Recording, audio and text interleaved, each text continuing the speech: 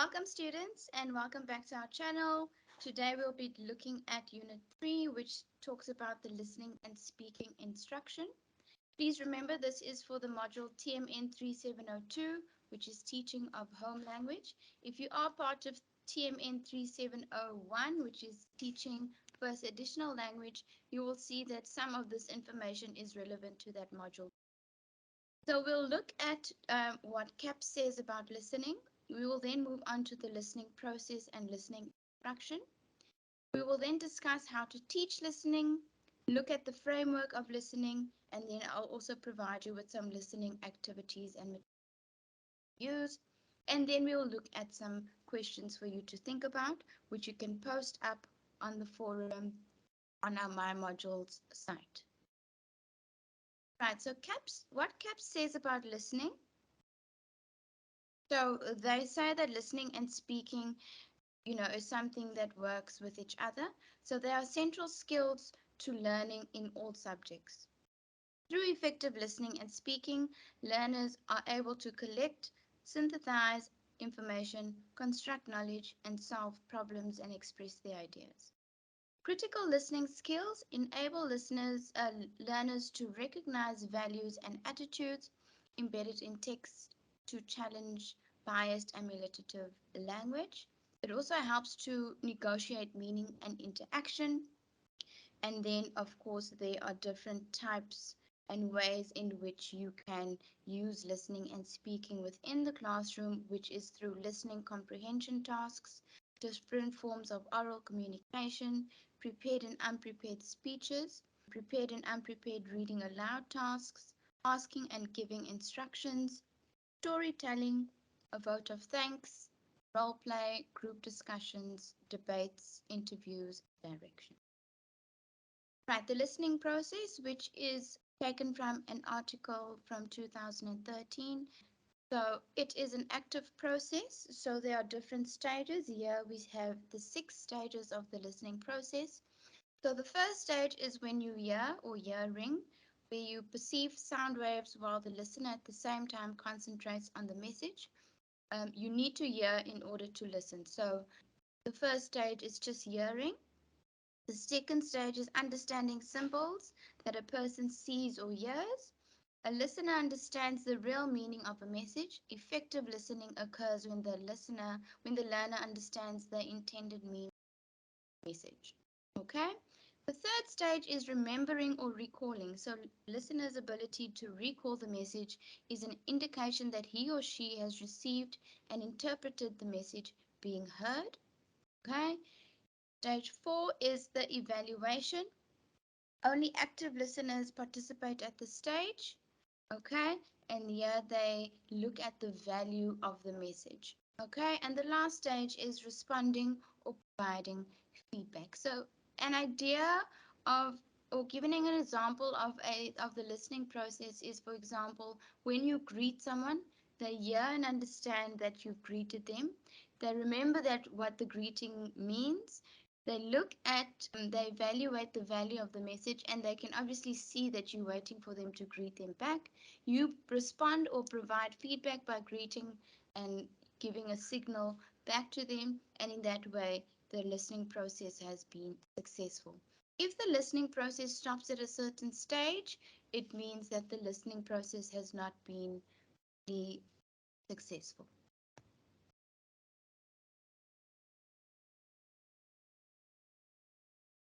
Right, so listening objectives, and this is for obviously in the classroom. You will have tasks that look at listening for different reasons. So the first one there is listening for appreciation. So this is for pleasure or enjoyment. So it usually involves poetry, stories, folk tales, comedy, songs, riddles, and so forth. Okay, listening for critical, analytical, and discriminating listening. This is for specific information in order to respond or answer questions, reflecting on a learner's own opinion of what they've heard. So often you will play them a listening text or story, and you will say, what do you think, or what would you do, or what you think the speaker was thinking about. So that's how they can critically listen to what they are listening to. And then also when children listen for the speaker's intention, so what is the speaker trying to say? What are their attitudes? What are their values? Okay, the third one is listening with empathy. Yeah, understand the speaker's point of view, emotion, values, feelings, and opinion. Right, good listening. We are sure that you are aware that there is a close relationship between good listening skills and the ability to remember. The ability to remember focuses on the following skills. An intention to remember, so this has much to do with how good a listener you are. Selectivity, a good listener is able to determine which part of the conversation carries the main content of the message being conveyed. Meaningful organization, so this means during the listening process, the listener is able to group ideas into meaningful categories or groups. And mental visualization, yeah, a good listener is able to make a mental picture of what a person is talking about. By teaching children to visualize what they hear, you teach them to use different parts of their brains as well. Okay, so these are different ways to you kind of see which kind of listener your learners are. Okay, how to teach listening. So it's important that we pay attention to the play, listen, confirm, react pattern. Okay, so I've highlighted there on page 33, they go through a range of different materials that you can use in your classroom. Okay, but to focus on the play, listen, confirm, and react pattern. So an example of this would be, let's say we play a weather report for the children. So we play it, they listen to it.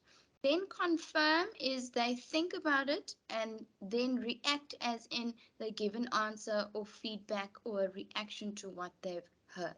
Okay, so that is the pattern that you need to follow in terms of a listening activity. Okay, it's also important to select suitable material depending on your learners and your classroom.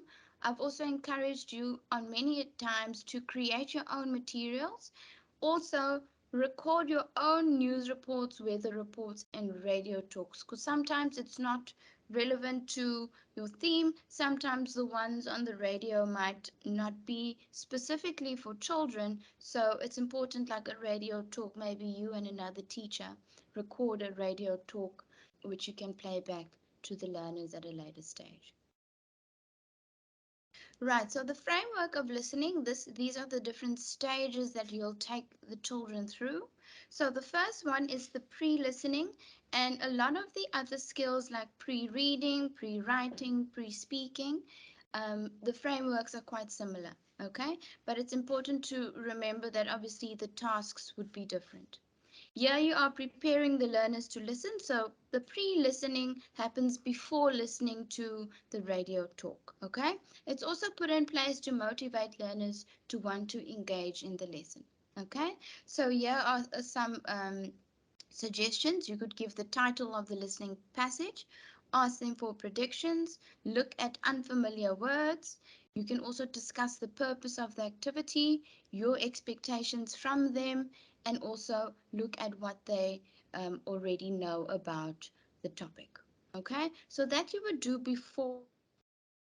Right, so while listening, this is when you actually playing the radio talk or playing the listening comprehension or reading a story. So this is during the actual listening activity. For example, like a comprehension, you could ask learners to think about what message is being across, think about their own experiences, think about the ideas and opinions of the speaker, and to think about the attitudes and values of the speakers. Okay?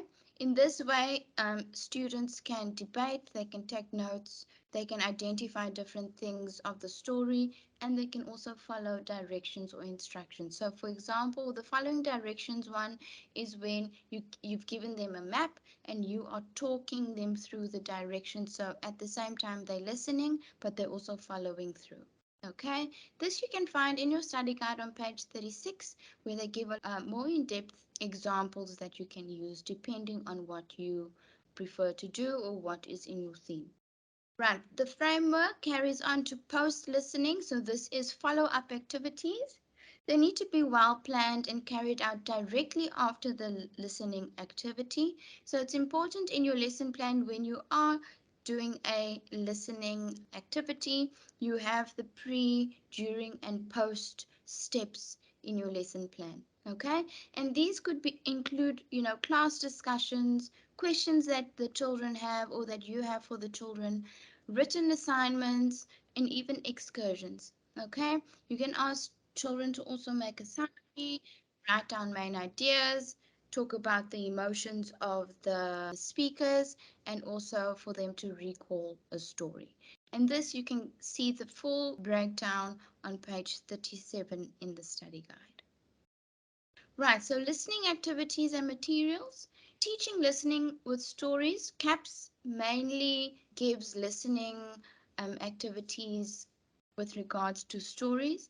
This is a good idea because remember, with stories, you can use it through a range of different things, not only for listening. So that specific story can be used for speaking, it could be used for writing, it can be used for reading, and therefore it can be used also for listening. So it's good to also stretch your materials from one skill to the next. Okay, teaching listening through instructions. So, for example, you give each child a piece of paper and they need to fold according to your instructions. Okay, advertisements, you can give them an advertisement and they can, read out the advertisement from a newspaper, or you can read it to them and they can recall the information that they've heard. Okay, also through role play, and then of course it's important to integrate listening with other skills like reading, writing, and speaking. Right, assessment. So a lot of the time we think that listening activities are memory tests. You need to understand and try and move away from that and not focus too much on what they're remembering from the story. Okay, so it's important to incorporate questions like, what do you understand by? What conclusions did you draw? In your opinion, what do you think? Okay, it's also important that children reflect on their listening process, and this could be a way that they can self-assess themselves. Even if it's a scale from 1 to 5, how good did you listen in that activity? How good did you remember? How well did you understand the story? Right, so from listening, we move on to speaking skills. How do we teach? How do we teach it? So the role of the teacher is your purpose needs to be clear. You need to be confident. You need to encourage interaction, guide conversations, and also ensure that children are having meaningful conversations within the classroom. Okay, okay. It's said that learners' speech will improve as they practice. So the more they speak, the better it is. Okay? So they need to experiment with language, give them opportunities to describe events or even something like weekend news. They need to ask clear questions. They need to also respond clearly to questions.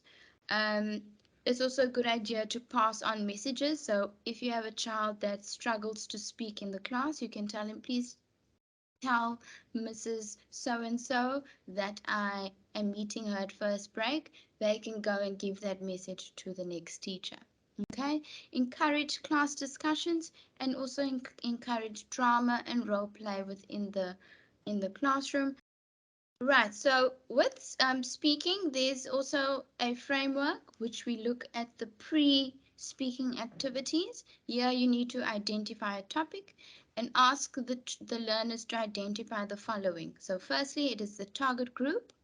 What kind of speech do I need to prepare, and what do they want to achieve from this speech? Okay, learners need to understand a speech has an introduction, a middle, and end. It's also good to provide them with some good examples of what a good speech would look like. Right, so the content of the speech is important. It needs to be eye-catching. So, for example, you can start off with a quote. You can start with a what if. They can start off by using stats and numbers to show how serious the certain topic is. Okay, it's also important that children learn how to brainstorm. They need to understand what information should be included, what information should be not included. Okay, so here you can encourage some research and teach them how to do mind maps. Also, what's important of a speech, they need speech cards and they need time to practice as much as possible. The more they practice with their speech, the better it sounds. Okay, it's also good to model some kind of speech to them so that they know what kind of voice they need to use, what body language they need to use, what content they need to use. Right, so the actual presentation of the speech. So now we've moved on from pre-speaking to while speaking. You need to encourage children or show the learners how to speak enthusiastically, speak to the audience, the structure of the actual speech, the tone of voice they use, the argument that they're trying to bring across. Also, they need to include their own point of view and also information that's relevant. After the speech has been given, recordings are quite useful as learners can listen to their own speech and also provide some feedback. And here can have a self-evaluation. Instead of you just giving a mark, their mark can also contribute towards how they presented it or prepared it. This is a nice way for them to actually look back and say, okay, I should actually, next time practice my speech more, or maybe next time have less speech cards, or maybe next time make my speech a little longer or a little shorter. Okay, speaking activity. So besides a prepared and unprepared speech, remember there's other ways in which we can assess and look at speaking. So, for example, providing an opportunity of everyday activities like shopping. So going to the shop, what vocab do you use? How do you speak to the teller? You can create debates, discussions, promote role playing, storytelling, riddles and jokes. You can also create quizzes in the classroom and also through giving children instructions and directions. Okay, so just as listening, it's important to integrate speaking skills with all the other skills. Any picture or reading text may be used to initiate speaking. Okay, think about ways you can integrate meaningful discussions in your classroom.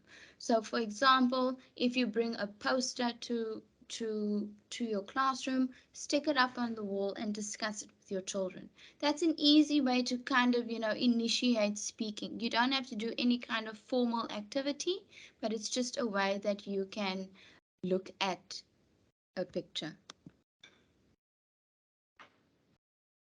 Right, so the activity for today is to find a suitable YouTube video that you could use as a listening and speaking activity in your classroom. Post it onto the forum on my modules and explain how would you go about integrating the listening and speaking with the video you have found on YouTube. All right, students, thank you for joining my video lesson today, and I hope to hear back from you soon.